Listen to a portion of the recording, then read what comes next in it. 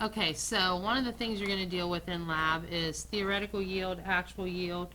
So let's talk about those two things first. Theoretical yield is equal to the quantity calculated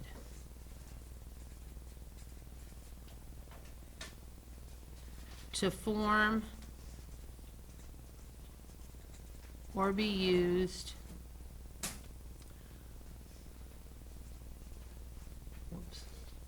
when all, what do we call the thing that gets used up first? When all the limiting reactant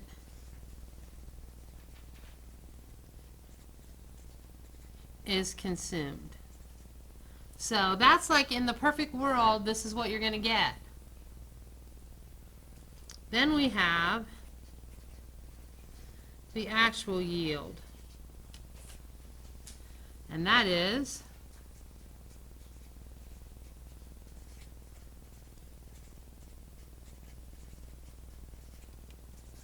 what you actually get. And almost always it's less than what you should. So let's think about why. Why might it be less than what it should be, or what you would predict that it would be? Anybody think of a reason, Jacob? Maybe other reactions take place. Okay.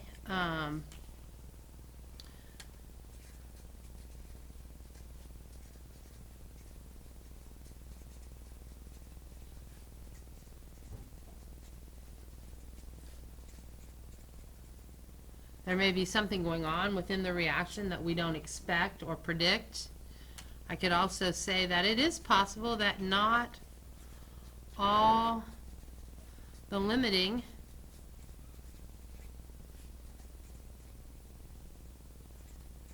reactant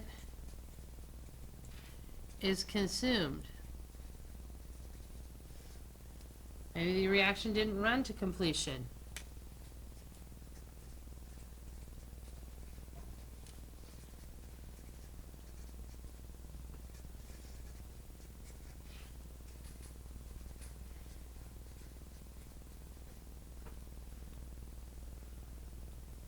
The other thing I would say is it's not always possible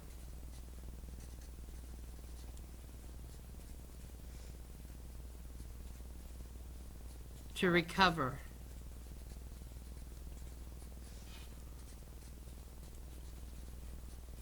all of the product.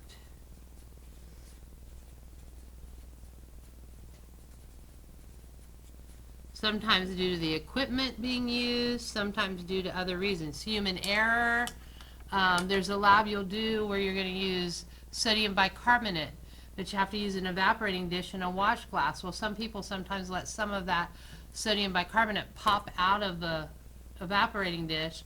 When that happens, you end up losing some mass, so your yield doesn't look like what it should. So sometimes it's not that it didn't happen, it's that we have failed to meet the requirements of science. The reaction went as it should, we just didn't collect our data perfectly, or we didn't run our experiment perfectly, so it didn't turn out the way we expected it to. What you're going to do with a couple of these labs is you're going to figure out what's called your percent yield.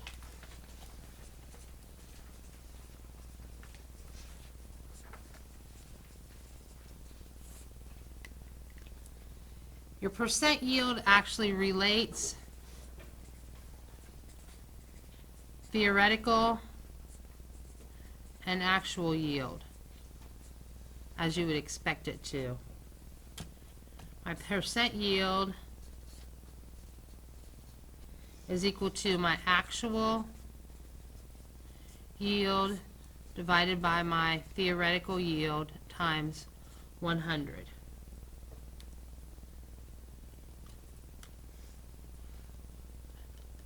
You want this to be close to 100. Lots of times it might be in the 70s, which is okay, but once you get beneath that, not so great.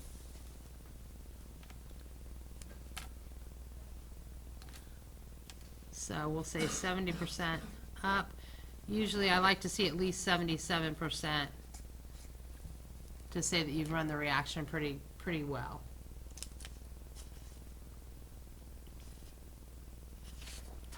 All right, so let's look at some of these problems.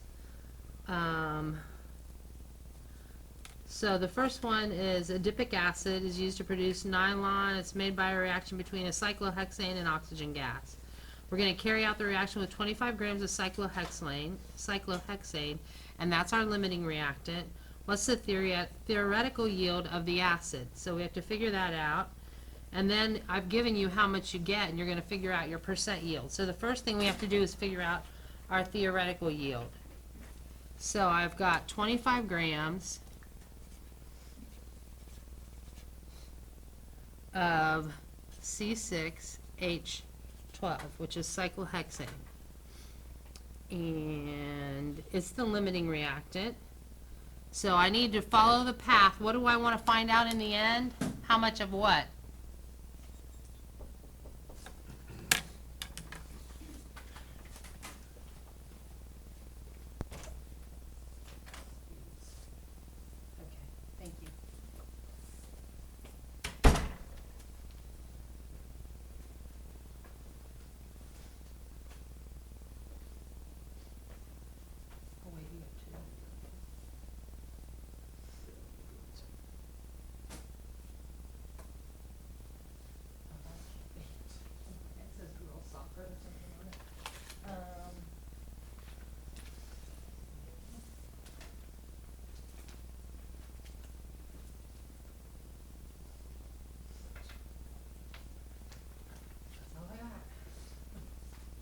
Okay, so what are we trying to figure out?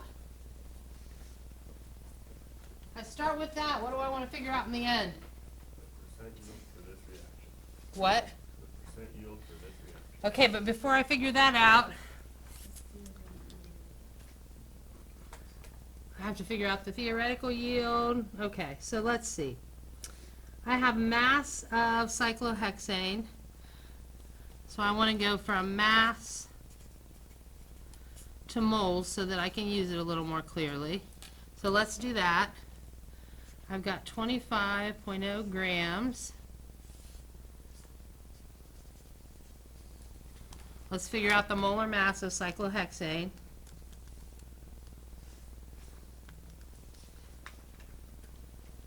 I got 84 grams per mole. Check that.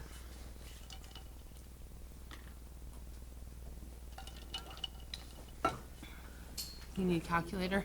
Anybody else need a calculator? Yep. Is it 84? Okay, so then let's see, what is that? 25 divided by 84 gives me 0.298 mole C6H12. So now I've got my moles of cyclohexane, which I can use to figure out, I can use in my mole ratio, and I can go from moles of cyclohexane to moles of adipic acid.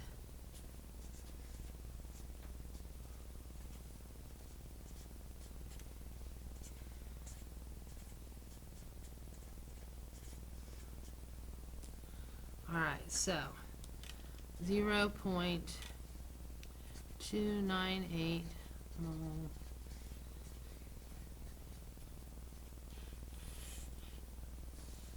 in my equation. I have, when it's balanced, I gave you the balanced equation. I have 2 mole of C6H12. How many moles of adipic acid do I have? You want to guess which one's adipic acid? Yeah, the only other one besides water, right? On the product side. So I have 2 moles of that also. Oh, that's nice. Well, those things can't. So I end up with the same thing, 0.298 mole H2C6H8O4. It's weird. It might look weird to you because those H's are separated. That's because it's an organic compound. and it's a hydrocarbon, and structurally sometimes they do different things, so sometimes you'll see those things separated. Okay, so now I know how many moles of each. I want to go from moles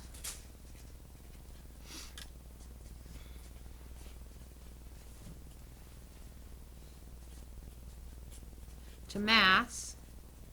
So do that.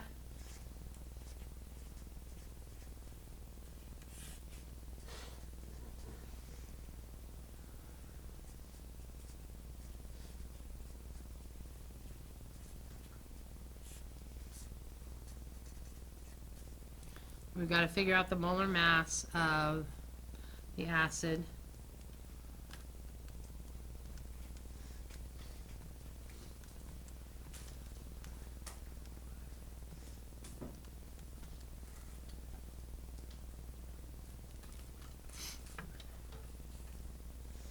Oh, I just put that in the wrong place.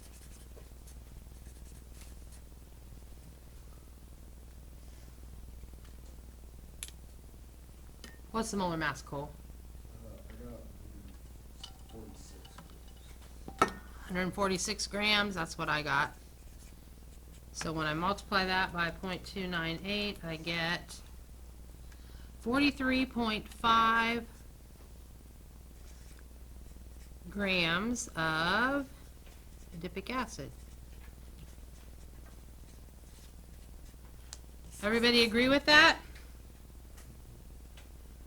Okay, so what is that telling me? Is that the theoretical yield or is that the actual yield? That is my theoretical yield. That's what I should get. I believe the problem told me you got 30, what was it, 30 something? 33.5 is my actual yield. So now figure out your percent yield.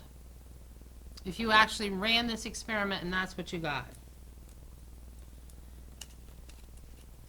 Is it within acceptable range? So we're going to take actual over theoretical times 100. My actual was 35.5 grams, 33.5. And I got, shoot, what'd I get? 43.5.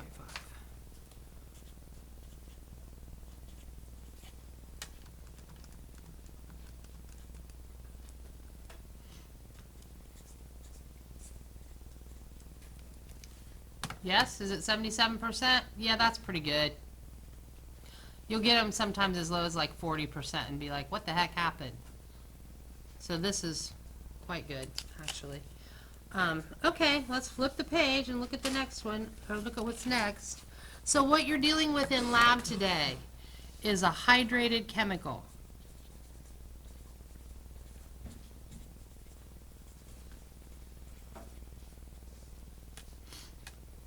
And that is a chemical compound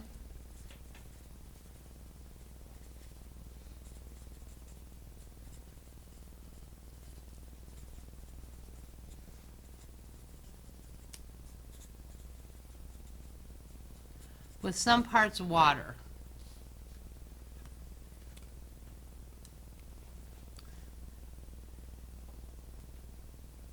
And it's written like this, like I might have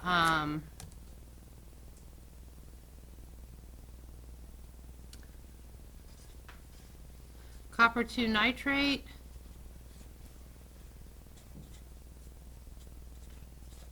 looks like that. And I would say that copper 2 nitrate with 5 parts water. That means if I pull that chemical out from my storage room, it's crystalline, but the crystals actually contain water, and I can dehydrate it because it's been hydrated. You're going to work also today with something called anhydrous barium chloride. What does it mean if something's anhydrous? It does not have water. That's right. We have anhydrous barium chloride because it's going to absorb the water from the chemical that you're working with. So they have different jobs. If something's anhydrous, that means it contains no water.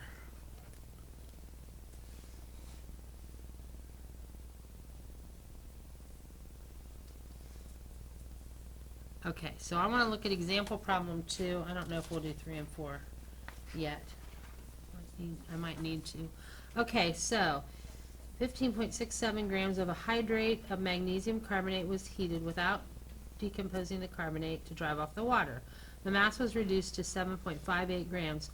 What's the formula of the hydrate? So I'm going to walk you through the steps for this when you have something like this that you have to do. First, we are going to determine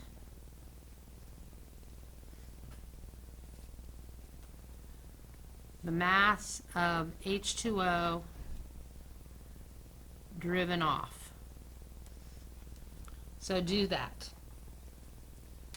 We have 15.67 for the whole compound, and after I heated it and drove off the water, I had 7.58 grams left. So it's a subtraction problem.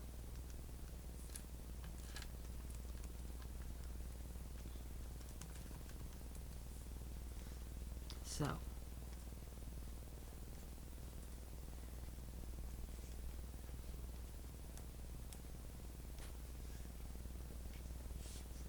when I do the math, I see that I drove off 8.09 grams of water.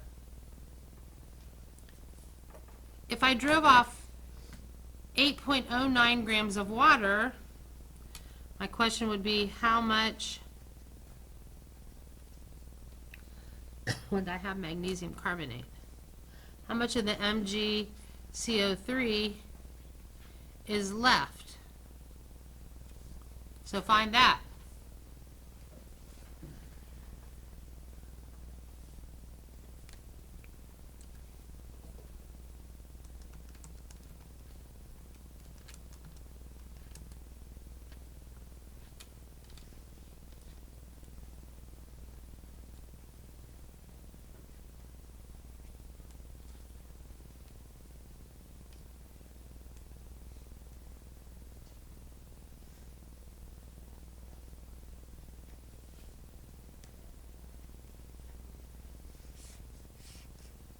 Now, why did I just do that? Just to check and make sure the numbers in the problem are correct, because if this number doesn't match what I'm given, then I know I already have trouble, okay? That's why I did that. I didn't just take it at face value. Now, I want you to do step 2, which would be to convert to moles. And I'm just going to let you do that. When you have the moles of each, stand up.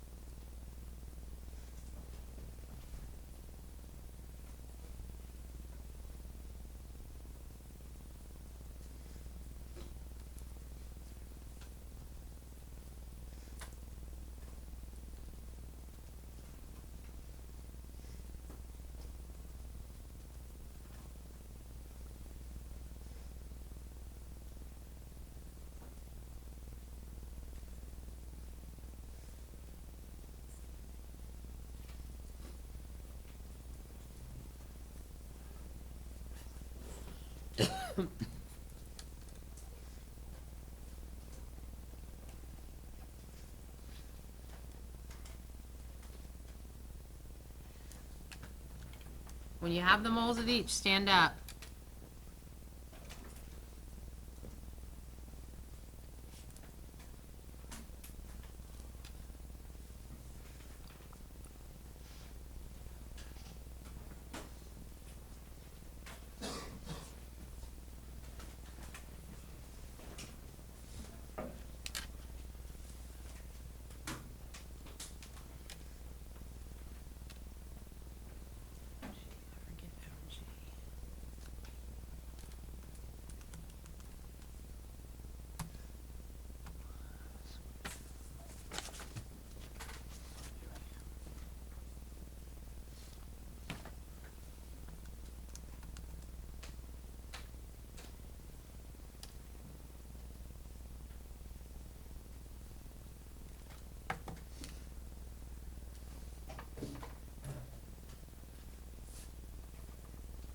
Okay, check with your lab partner. And then we'll all check.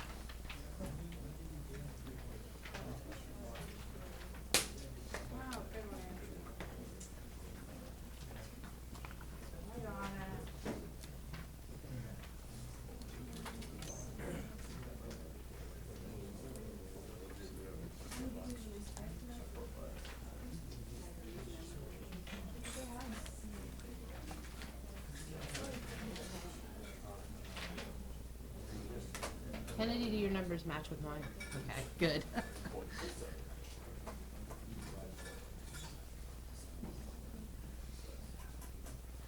Okay, what do you think we're gonna do next?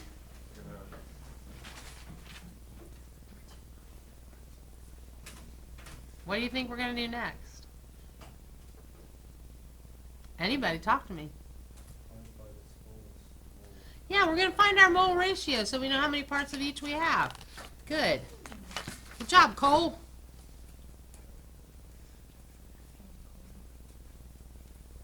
Find your mole ratio.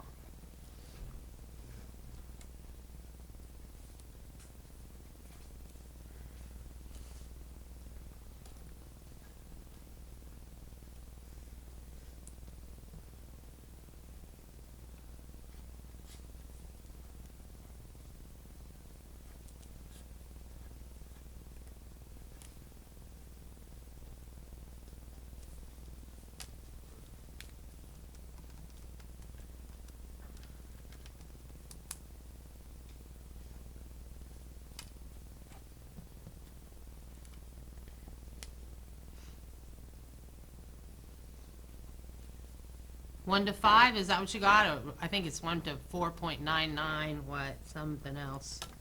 4438265. All right, so when I write this, I'm going to write MgCO3 with 5 parts water.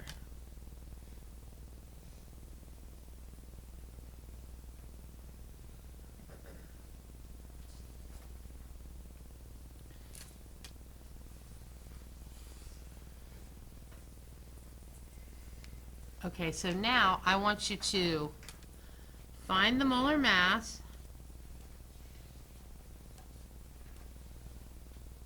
of the compound, and I want you to find the percent MgCO3 and the percent H2O of the whole compound.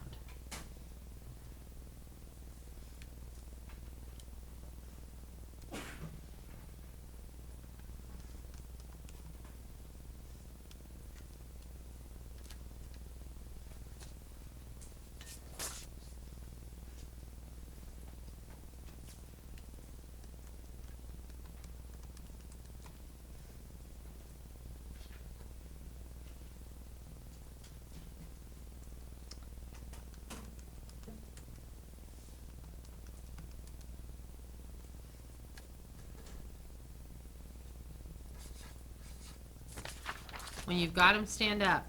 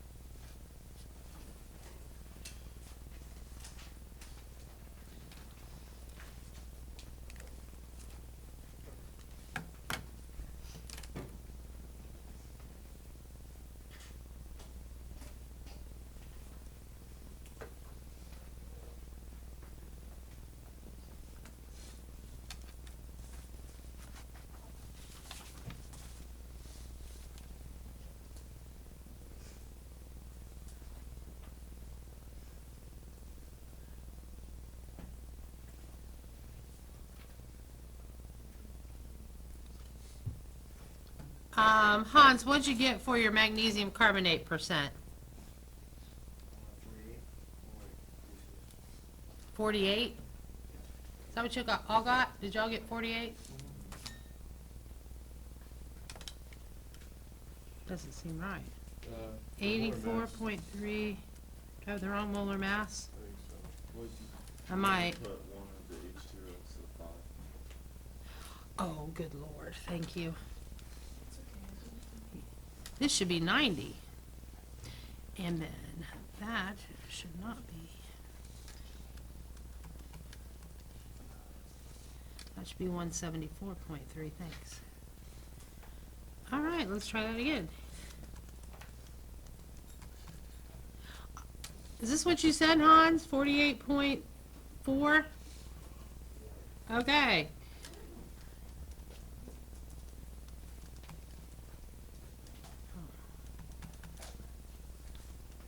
What did you get for the other one, Connor? 51.6. Okay, 51.6. That looks good. Now, the reason I had to do that is you're going to use that again in another problem. Let's go to the next page and let's work through the really long one. I want you to read that problem slowly. Really read it.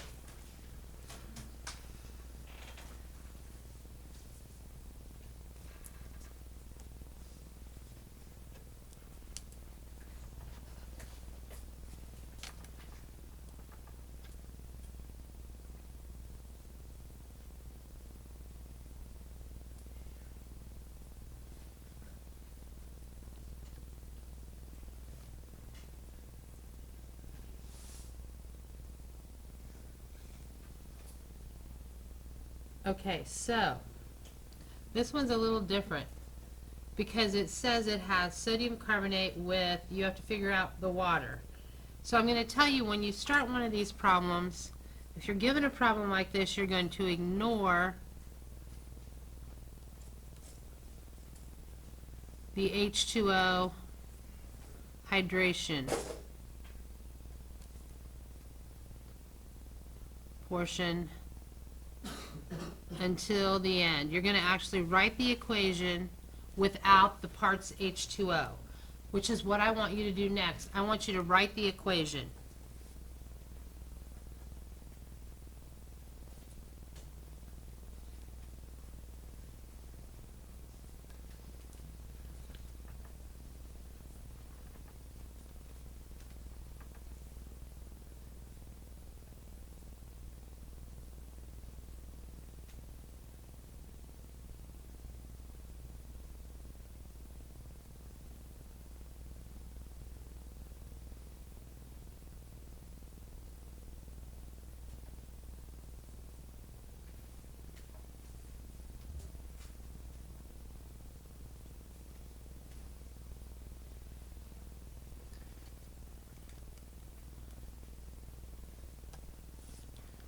So I'm starting with sodium carbonate, yes? What else do I have on that side of the equation if I don't worry about the water? Yep, HCl.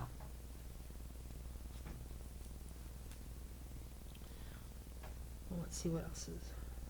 What am I going to get on the other side of the equation? I'm going to get some sodium chloride because my positive is going to hook up with my negative here. And I'm also going to get some carbon dioxide. It says gas. And I'm going to get some water, I know. Now I have to balance it. Anybody already have it balanced? No. What's wrong?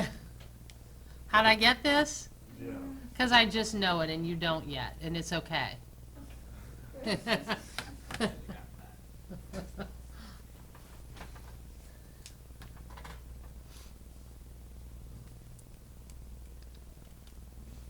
See what happens? My carbonate breaks down to form carbon dioxide, and my leftover oxygen hooks up with the hydrogen from here to make water.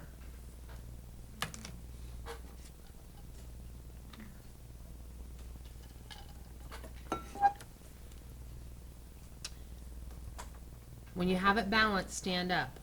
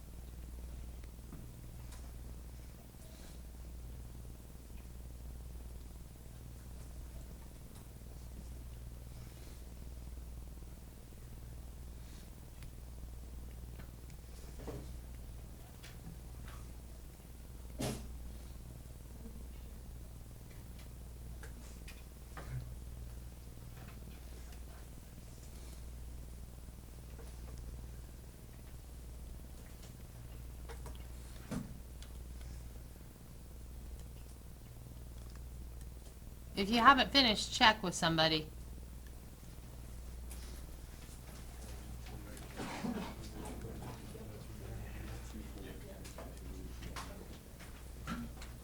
Anybody not agree? Okay, we got some fist pumps back there. Lucas and Marin, what'd you get? 1,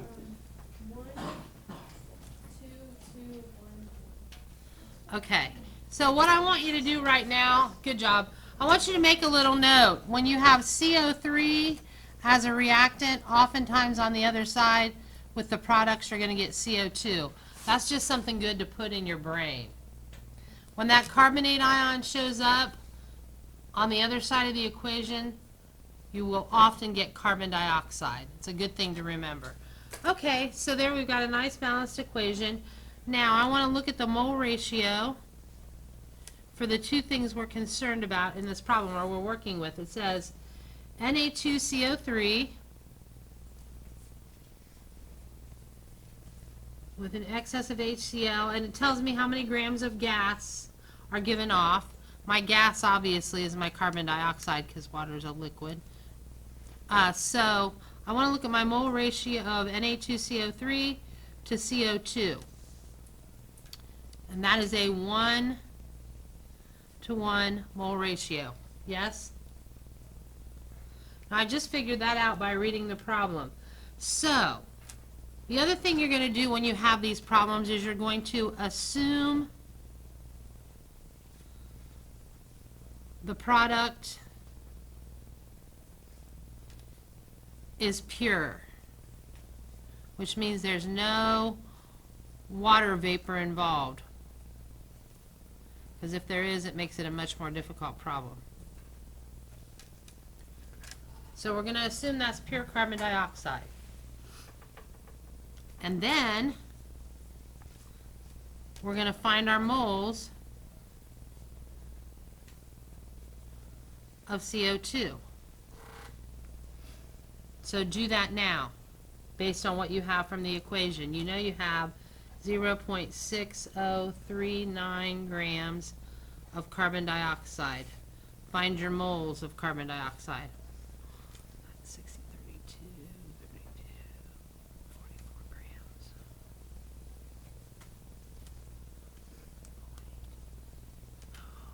Oh no, my calculator's going to die.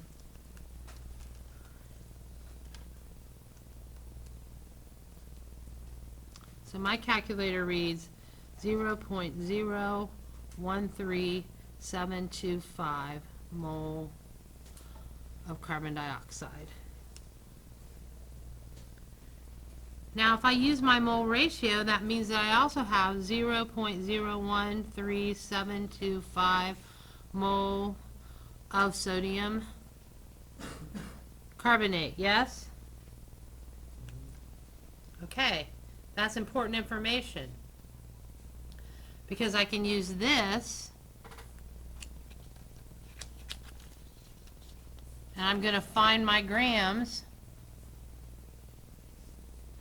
find my mass of my sodium carbonate.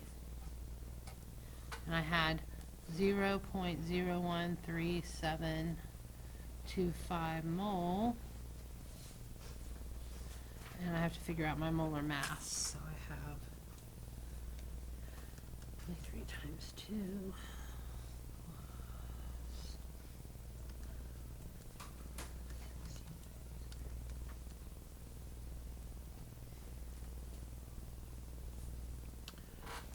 106 grams. 106, right? Okay. So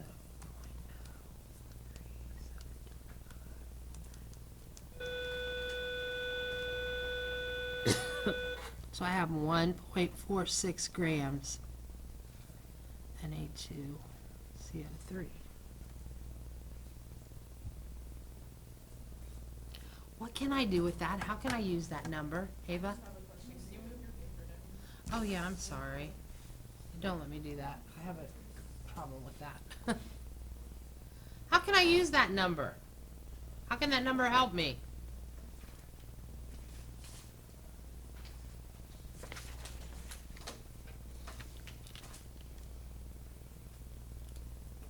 Think about it. We can find how much water there is. What, Drake? We can find how much water. Yes, we can find out how much water we have. How are we gonna do that, Drake? Subtraction. We're gonna do some subtraction. So we're gonna find my H2O. And I started with 3.9267 grams of the whole compound. I'm gonna subtract my sodium carbonate, which I know to be 1.46 grams. So 3.9267 gives me 2.4, I'm gonna say 2.467 grams of water.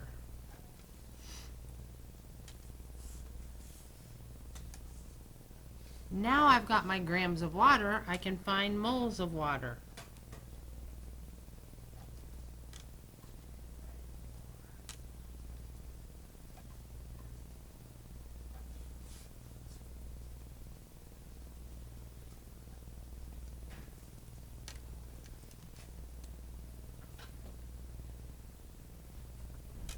Point 137 mole H2O.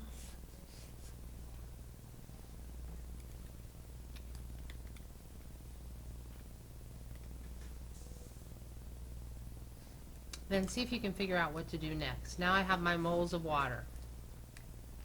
What do I have to do?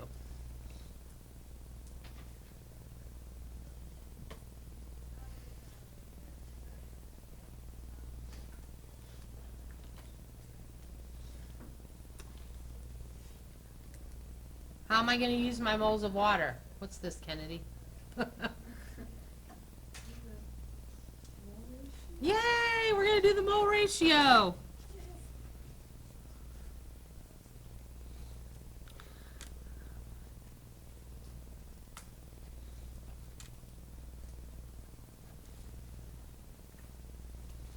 gotta go back and find how many moles. Oh, that was.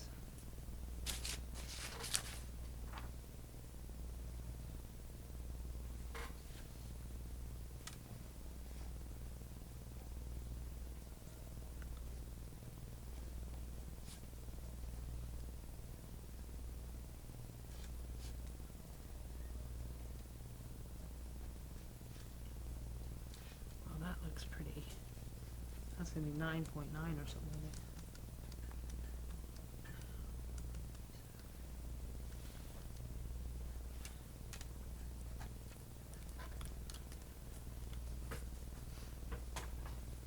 And then I can write my formula. So in the end, I know I have sodium carbonate, whoops, with 10 parts water.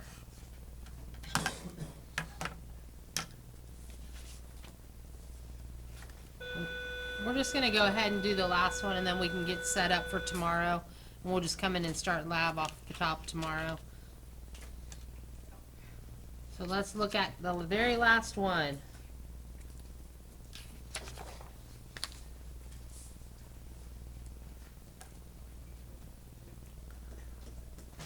I have a 200 cobalt chloride. It's heated to dry ice. Okay. So I have 241.3 grams of cobalt chloride with 2 parts water. Okay. And I want to know, I have heated it to dryness. Find the mass of the anhydrous salt remaining. Okay, so when you get one like this, you're going to assume everything's perfect, and you're going to find the molar mass.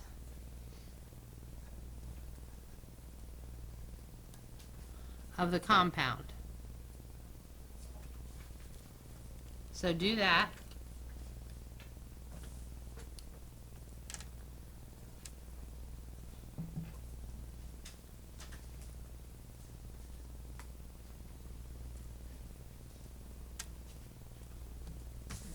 No cobalt.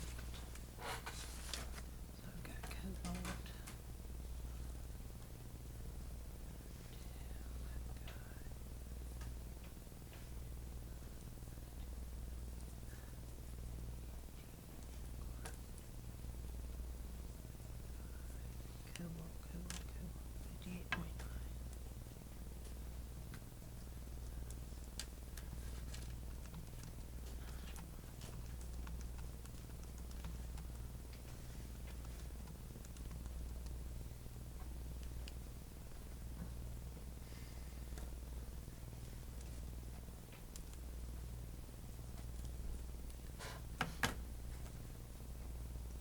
So now, do you have your molar mass for the whole thing?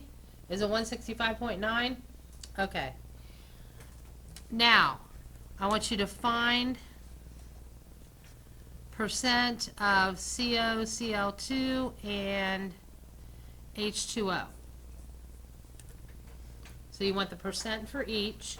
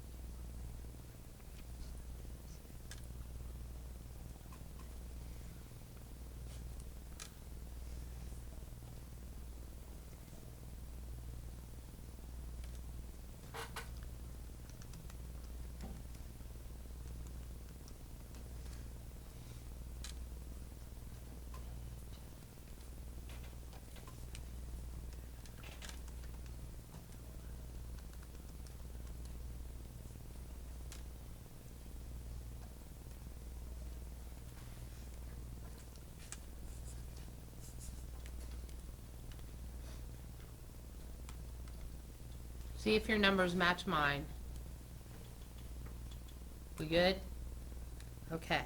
So now, what do I really want to know? I want to find the mass of the anhydrous salt remaining. So if it's anhydrous, what have I done to it? I've driven all the water out. So if I can find my mass of water, then I can find my mass of anhydrous. Can I use this information to find my mass of water? Yes. Let's use this percent and convert it to the quantity of water that I would have from the whole sample. So I can take my sample size times 0.217 to get my grams of H2O that were in the sample. So my sample was 241.3 times 0.217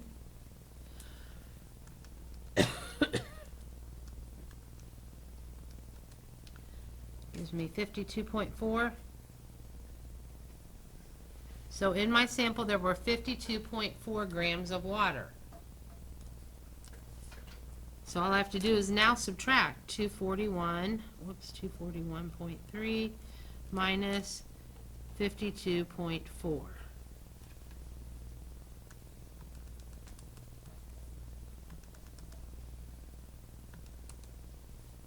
That gives me 188.9 grams of cobalt chloride in the original sample.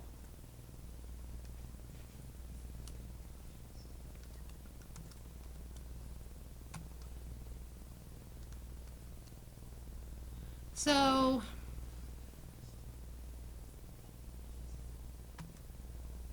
yeah, that gives you about an example of every way you could have to use hydrous versus anhydrous. Yes, ma'am. Yes. I'm sure you'll have questions on these things as we go through them and we review, because it's a lot of different math. None of it's hard math, it's just remembering the path to take that's hard. So on your review, I've tried to give you multiple or examples of each one, at least one.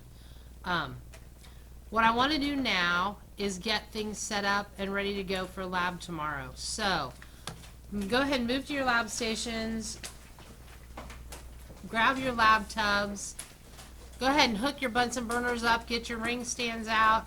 I'm going to have each group get a desiccator. I think I have enough, and we'll have to get our chemical in that.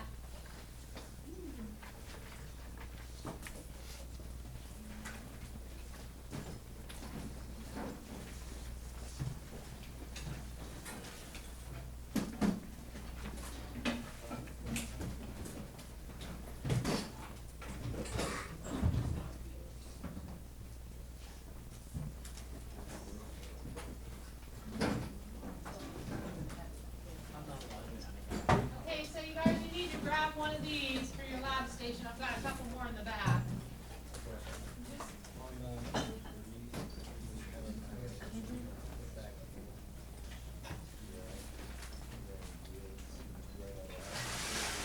You would leave it like that unless you were asked to write the whole thing.